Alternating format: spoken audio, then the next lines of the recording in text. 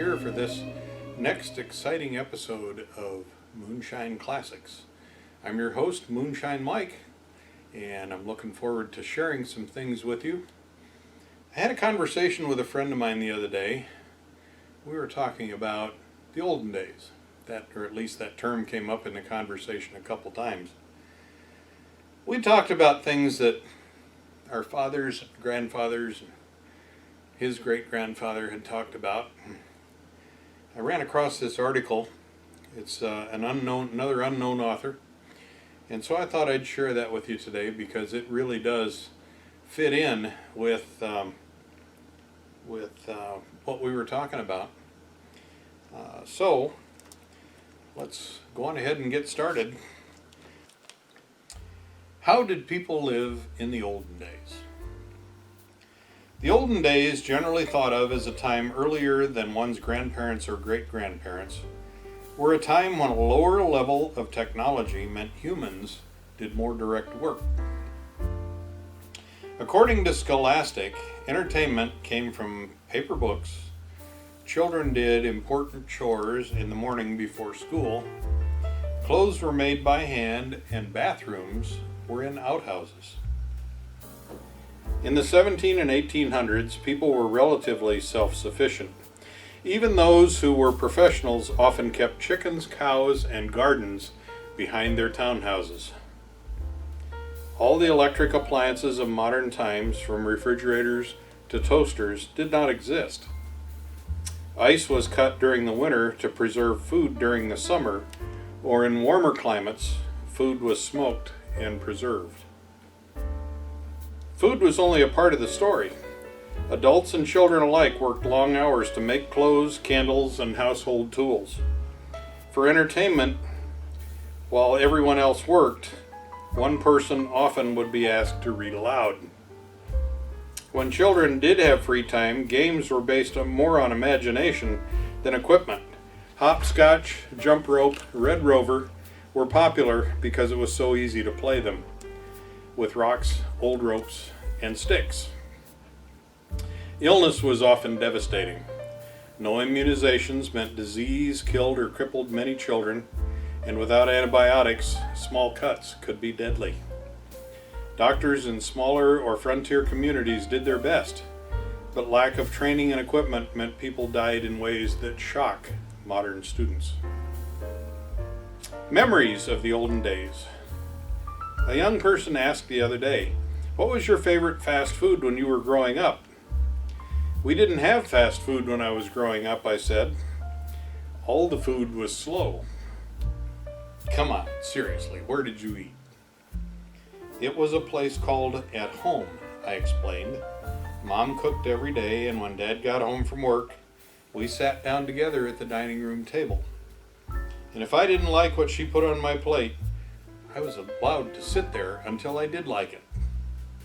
By this time, the kid was laughing so hard, I was afraid he was going to suffer serious internal damage, so I didn't tell him about the part how I had to get permission to leave the table. Now, there was a time when the news came out there was a place opening called McDonald's. You could get a hamburger, fries, and a drink for 45 cents. A couple times a year when Dad worked overtime, he would take us there for all Americans to make up for his more time away from the family at home. It was located near the park that had the hill where we went sledding when the snow was right in the winter. And I still have that flexible flyer I got for Christmas one year. But here are some other things I would have told him about my childhood if I figured his system could have handled it. Some parents never owned their own house, never wore Levi's, never set foot on a golf course, and never traveled out of the country or had a credit card. In their later years, they had something called a revolving charge card. The card was good only at Sears Roebuck, or was it Sears and Roebuck? Either way, there is no Sears or Roebuck anymore. A few Sears home stores still survive, but you have to go to Advance to buy a die-hard battery, or to Lowe's for Craftsman tools. My parents never drove me to soccer practice. This was mostly because we had never heard of soccer. I had a bicycle that weighed probably 50 pounds and had only one speed, and that was slow. We didn't have a television in our house until I was 8 or 9. The television was, of course, black and white, and the station went off the air at midnight after playing the national anthem and a poem about God. It came back on the air about 6 a.m., and there was usually a locally produced news and farm show featuring local people. Dad did have a voice remote control. Actually, he had 4. Their names were Mike, Pat, Kathy, and later on Carolyn. It was junior high before I tasted my first pizza. It was called pizza pie. Mom made it from a box called Chef Boyardee. I found out how it got its name because when I bit into it, Boyardee, I burned the roof of my mouth, and the cheese slid off, swung down, plastered itself against my chin, and burned that too. It's not the best pizza I ever had, but the memory is certainly in my top 5. Never had a telephone in my room. The only phone in the house was in the kitchen, and it was on a party line. Before you could dial, you had to listen to see if some stranger was on the line already. And the number was Kenwood 2442. Pizzas were not delivered to our home, but milk was. My job was to make sure the empty bottles were in the box on the porch for the milkman to pick up when he dropped off the full ones. All newspapers were delivered by boys, and all boys delivered newspapers. My neighborhood friend delivered a newspaper 6 days a week, and it cost 7 cents a paper, of which he got to keep 2. He had to get up at 6 a.m. every morning. On Saturday, he had to collect 42 cents from his customers. His favorite customers were the ones that gave him 50 cents and said, "Keep the change." His least favorite customers were the ones that just never seemed to be home on collection day. Movie stars kissed with their mouths shut. At least they did in the movies. There were no movie ratings because all movies were responsibly produced for everyone to enjoy viewing, without profanity or violence or most anything offensive. If you grew up in a generation before there was fast food, you may want to share some of these memories with your children or grandchildren. Just don't blame them if they bust a gut laughing. And that's the first half of our show today, and before the second half of the show, here's a word from our sponsor.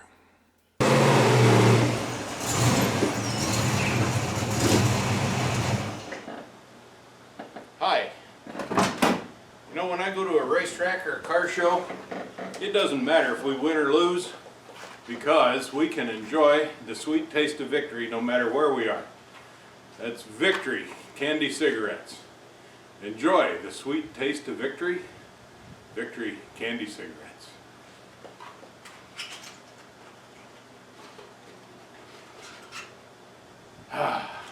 Refreshing. The sweet taste of victory with Victory Candy Cigarettes. Get some today.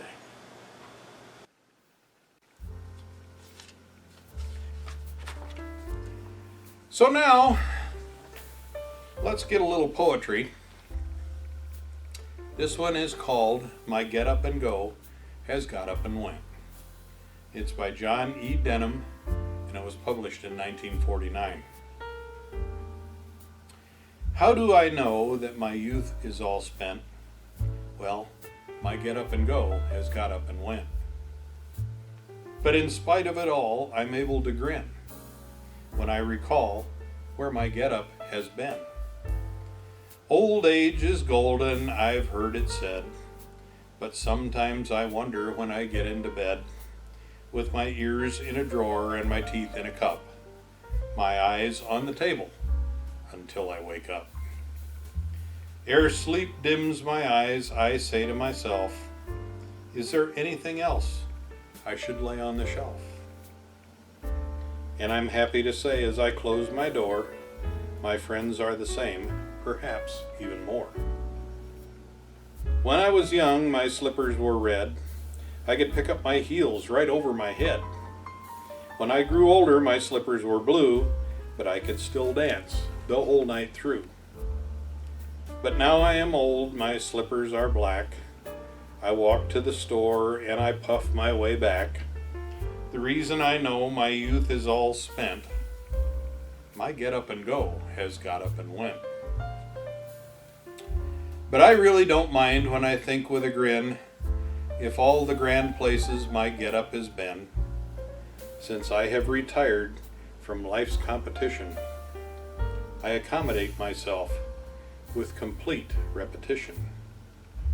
I get up each morning and dust off my wits, pick up my paper and read the obits. If my name is missing, I know I'm not dead.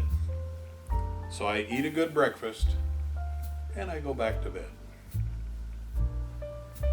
And that's it, folks, for another exciting chapter of Moonshine Classics. This is Moonshine Mike saying thank you for watching. Really appreciate you being here. As always, if you feel like it and you haven't already, please subscribe. So this is Moonshine Mike for Moonshine Classics saying we'll catch you next time. So long.